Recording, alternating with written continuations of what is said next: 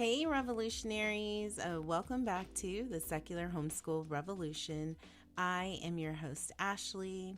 This is a space where we are challenging the norms and we are redefining what homeschooling looks like, especially for our BIPOC, secular, progressive homeschooling families out there.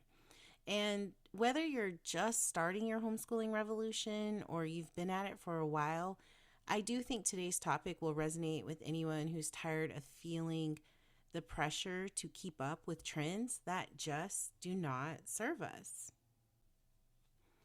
Okay, so what we are going to talk about is de-influencing, and not just any kind of de-influencing. I think we actually could afford to de-influence a lot of parts of our lives, but we're going to specifically talk about stepping away from the aesthetic homeschooling content that is dominating social media today.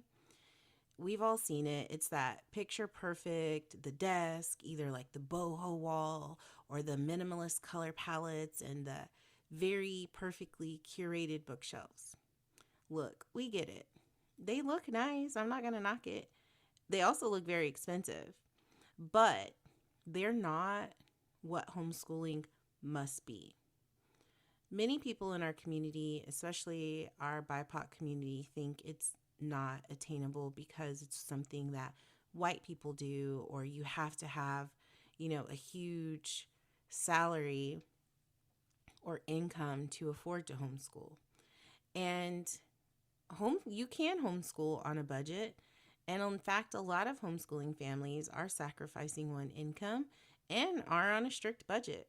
So when we're living in a strict budget and we look at these places and these images, we can feel like we're not doing enough. And that's adding, a lot to our already heavy, parent guilt. And we're going to just say, that's enough. We don't need to be a part of that. You are enough, and what you have right now is enough.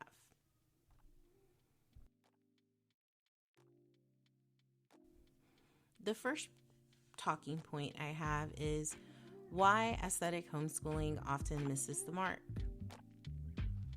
The concept of aesthetic homeschooling does place a heavy emphasis on looks, and that can create hurdles for a lot of homeschoolers, especially BIPOC homeschoolers. And let me expand on that a little bit.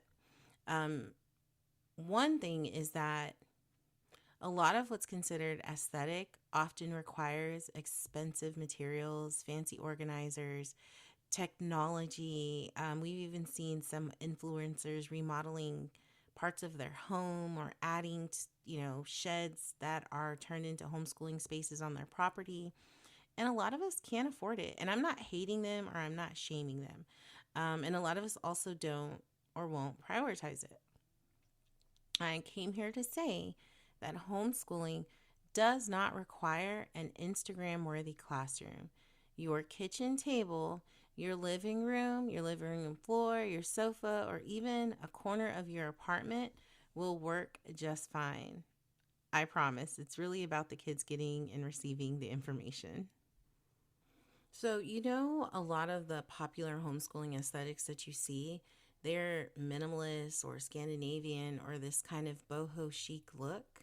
Well, in reality, this look is rooted in Eurocentric ideas, and they are beautiful. I'm not going to knock it, don't get me wrong, but they often leave out other cultures.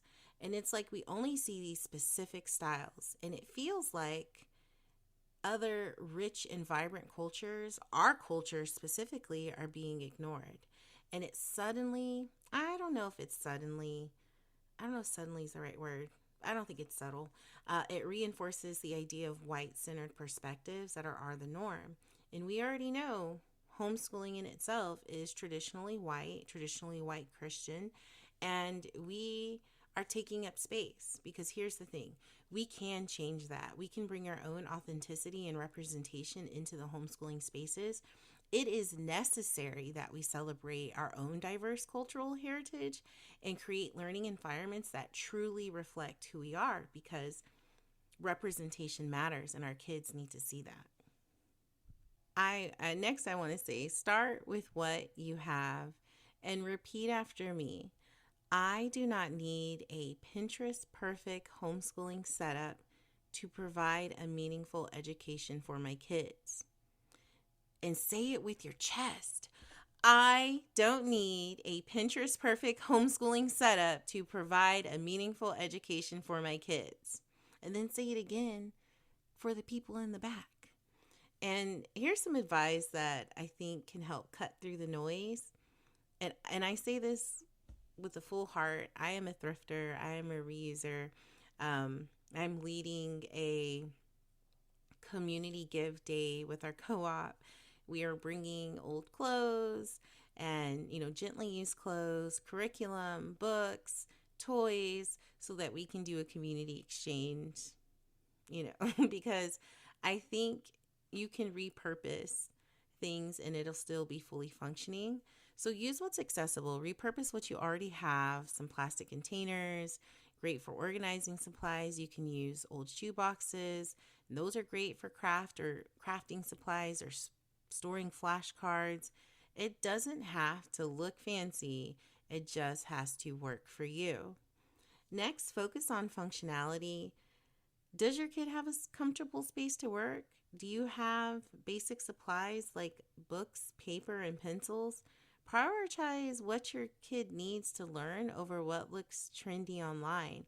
And hey, ask them what would be a good learning space for them.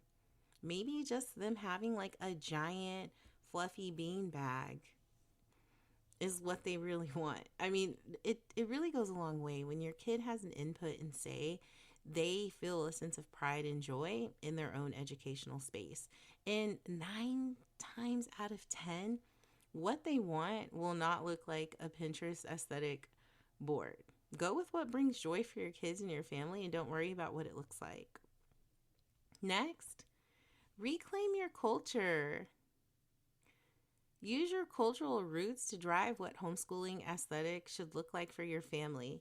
Display some fabric, some artwork, some maps of where you're rooted from, or even just colors that reflect your cultural identity. Incorporate a lot of learning materials that highlight the history and contributions of BIPOC communities. Like I said, I have a wall full of activists that are all just bright and different colors. We have like the women's, like a feminist flag, or we have the LGBTQIA plus flag hanging in our school space. Nothing matches at all. It's some of the craft work. I think there's a picture of it on my Instagram, the secular_homeschool_revolution. Don't worry about being aesthetic. Okay, so we're going to reframe aesthetic homeschooling. Now, I'm not being a hater. I'm not saying that these visually appealing setups are inherently bad. But I do think it should be inclusive and affordable and practical for your family. And here are some things I would suggest. I mentioned it a minute ago. Center your kids. Instead of following trends, build a space that supports your kids' interests. If they love science, do a science theme, do a space theme, hang the glowy stars from the ceiling, and once they build their solar system, do a dangling one so it can hang from the ceiling. Set up an area for some hands-on experiments. If they're into art, display their art, all of it, so they can look up and see. They're proud of it, you're proud of it, and then you can create like a area with all the drawing supplies and painting supplies so that your kid will be inspired to create. Next, allow for that cultural representation. And this includes learning materials. You get all the books of representation, and it's important to get all the books because people are trying to ban the books, and they're trying to ban the books in the library. So start your own personal library of culturally culturally relevant materials and decorations. Decorate from your own culture. Think of maps or indigenous landmarkers, bilingual posters, or textiles from around the world. The more representation your kids are going to have, the stronger their foundation will be. And next, forget perfection. Education is messy. Those aha moments aren't going to happen in a perfectly curated space. It's going to be beautiful. And you got to lean into it because that they're going to remember that core learning, like that's going to be a core memory for them, learning and their love of learning that you sparked and inspired. And they're not going to remember this perfectly curated space.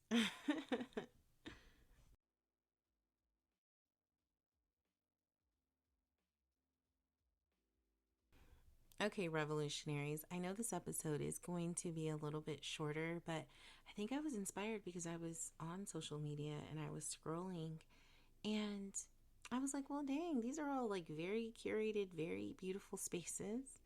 And that's why we're constantly having to, you know, go against the grain that homeschooling is only for rich people or for white people. So if you need words of encouragement to start your very realistic homeschooling account, do it. Take up space because homeschooling is yours to define. It doesn't have to be what you look like on Instagram. And if you want to be an influencer, influence realistic spaces. And try your best to make your homeschooling space aesthetic, rooted in love, creativity, culture, and you and let it be a daily reminder that you don't have to keep up with anyone else. Your child does not need a boho shelf. They need you. They need your guidance and your cultural wisdom. All right, friends. That's a wrap for today's episode of the Secular Homeschool Revolution. If you feel the pressure to create picture perfect homeschooling setups, here's me handing you permission to release that and to stop it. Start with what you have, honor your budget, and reclaim the aesthetics that work for you and your family. Keep revolutionizing homeschooling, and don't forget to share this episode with other education disruptors in your life. I thank you for listening and see you next time on the Secular Homeschool Revolution.